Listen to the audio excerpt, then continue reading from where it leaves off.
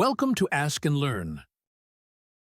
In this question, we are asked to prove by induction the statement that said the sum of integers cube from 1 to n equals this term n times n plus 1 over 2 square.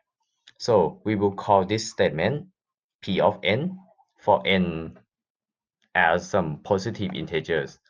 By using induction, we have two steps to follow. First, the basic step is the first case that the statement holds true. And in this case, it's when n equals to 1. It does not always the case that it has to start with 1, just that in this case, 1 is the basic step.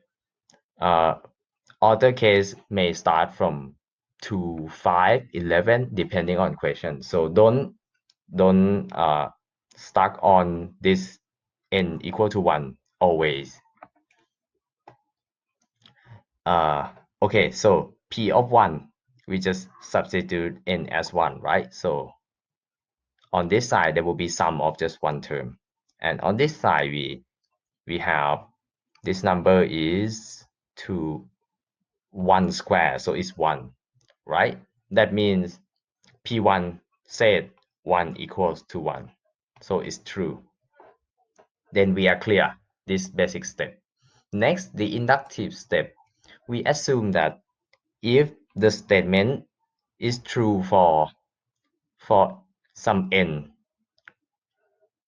that we want, so it's greater or equal to 1, some positive integer, we want to show that n plus 1 is true as well. So this hasn't happened yet. We have to show it.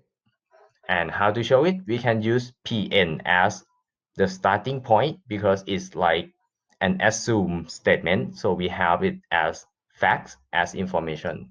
Now consider the sum from 1 to n plus 1 cube. Like this first n term, you can see that we can use inductive hypothesis, right? Because n is up to n. So p of n work. That means we can change it into this term, and the last term stay the same. Now we rearrange this. We pull n plus 1 square out. This will be n square over 4 plus n plus 1.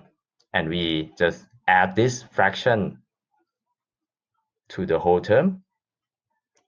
And you can see that the above term can be factored into n plus 2 square. This is n plus 2 square. So that means all in all, the whole term become this last formula, which luckily is the statement for n plus 1, right? The left hand side is the sum up to n plus 1, and the right hand side is n plus 1 and n plus 2. So now we have shown that using what we assume, the next statement, the n plus 1, is also true. When we clear this two steps, then we can conclude by math induction that the statement is true for any n, any positive integer n. And that is how you do it. Hope this is helpful. Thank you.